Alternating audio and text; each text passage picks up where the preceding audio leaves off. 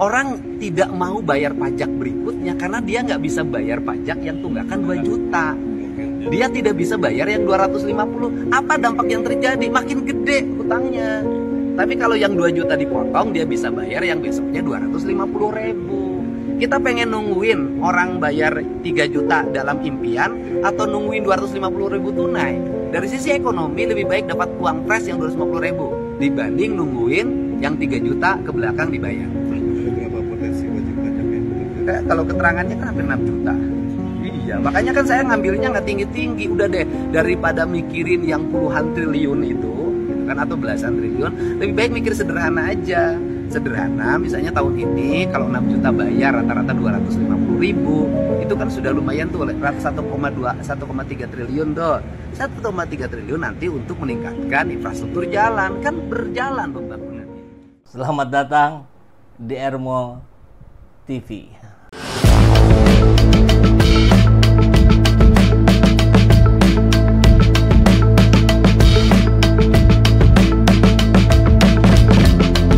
Bersama saya, Saiful Zaman, kebaikan yang terorganisir akan selalu mengalahkan kejahatan.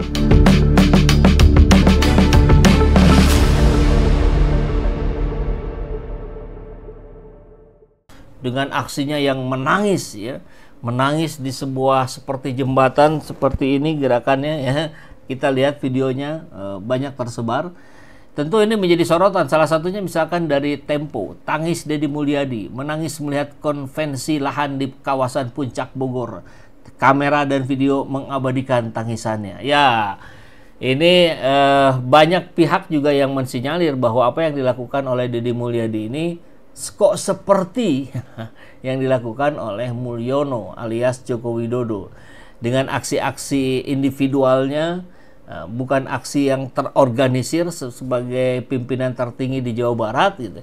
Tentu ini patut dipertanyakan.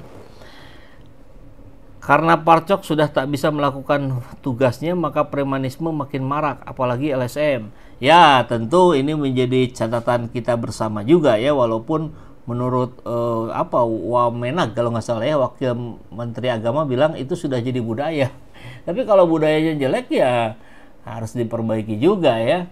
Nah, kembali ke Deddy Mulyadi, maka Tempo memberikan ilustrasinya seperti ini. Menangis, disorot kamera, disorot dari berbagai angle. Apakah ini hati-hati katanya, 2029 ya, modelan Jokowi ini.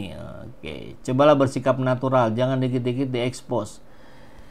Saya pikir sebagai seorang pemimpin tidak ada soal, malah mungkin bagus, ya, satu-satunya pemimpin yang paling sering muncul di media sosial, ya saya kira Deddy Mulyadi, karena hampir semua aktivitasnya itu di kamera oleh timnya sendiri. Bahkan acara-acara penting, rapat dengan bupati wali kota se-Jawa Barat, sidak ke sini, sidak ke sana dan sebagainya. Bahkan banyak media-media mengutip dari YouTube-nya Deddy Mulyadi. Saya kira ini hal yang bagus, hanya kemudian jangan terjebak kemudian menjadi aksi-aksi individual saja. Saya kira itu penting untuk kita ingat-ingat bersama, karena kita pernah ada pengalaman 10 tahun gitu. Jokowi yang luar biasa pencitraannya, tapi langkah-langkahnya tidak pro rakyat. Nah, kalau Deddy Mulyadi saya kira kita lihat sebagiannya pro rakyat, ya. Walaupun misalkan dengan acara kegiatan di kawasan Puncak itu yang dihancurkan, tentu menjadi pertanyaan, apakah ini beraninya karena dia ada di posisi BUMD Jawa Barat, jadi anak buahnya sendirilah begitu, ya. Coba berani nggak Deddy Mulyadi ke perusahaan-perusahaan swasta? Nah, ini menjadi tantangan menarik, challenge buat Kang Deddy untuk menunjukkan bahwa dia berani terhadap siapapun. Gitu, ya. Oke, kemudian kita lihat juga kebijakannya yang menghilangkan tanggungan pajak. Jadi yang sudah 11 tahun tidak usah bayar yang tahun ini saja. Wow, akhirnya apa yang terjadi? Laporannya dalam 2 jam pertama itu uang masuk 2,5 miliar dari Dinas Pajak Jawa Barat. Luar biasa ini. Saya kira ini patut diapresiasi. Tapi Bagaimana dengan para pembayar pajak yang tepat waktu? Kok dibiarin gitu? Artinya kalau yang ini diberikan pengampunan, yang ini diberikan apresiasi lah gitu ya, yang nggak pernah nunggak pajak kan. Mestinya begitu. Coba kita lihat, ini salah satu situasi di Samsat. Program penghapusan tunggakan pajak kendaraan bermotor diberlakukan Gubernur Jawa Barat Deddy Mulyadi. Warga Kota Bandung menyambut antusias pengampunan pajak kendaraan bermotor ini dengan menyerbu Samsat Pajajaran Kota Bandung. Bahkan antrean wajib pajak terlihat ramai hingga menjelang sore hari untuk membayarkan pajak kendaraan bermotor mereka. Suasana pengurusan penghapusan pajak di Samsat. Ini suasana di dalam, suasana di luar lebih ramai lagi ketika Deddy Mulyadinya ada langsung. Nah, ini kita lihat di Bekasi ya.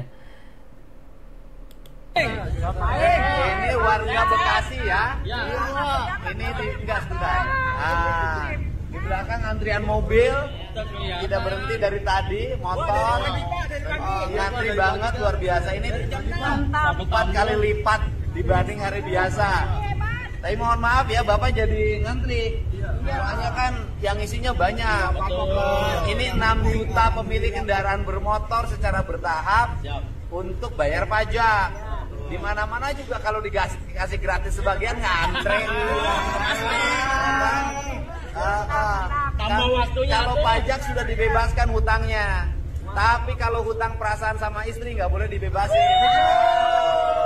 Suka ke situ aja ya Kang Deddy ngomong-ngomongnya. Nggak apa-apa. Mana yang Bapak 11 tahun, apa yang 11 tahun? Motor. Harusnya bayar berapa 11 tahun? 2 juta, bayar 500. Ya kan motornya isi lagi 500, harga jualnya akan lebih baik. Oh, motor apa sih? Vario ya, berarti laki-laki motornya ya. Soalnya kalau perempuan Burio. Ya, selamat ya dari warga Kota Bekasi ya.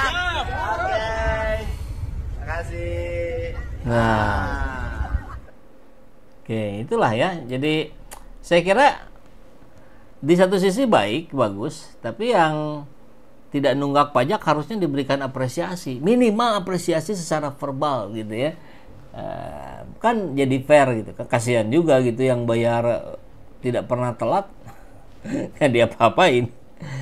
Nah, yang lain ada juga.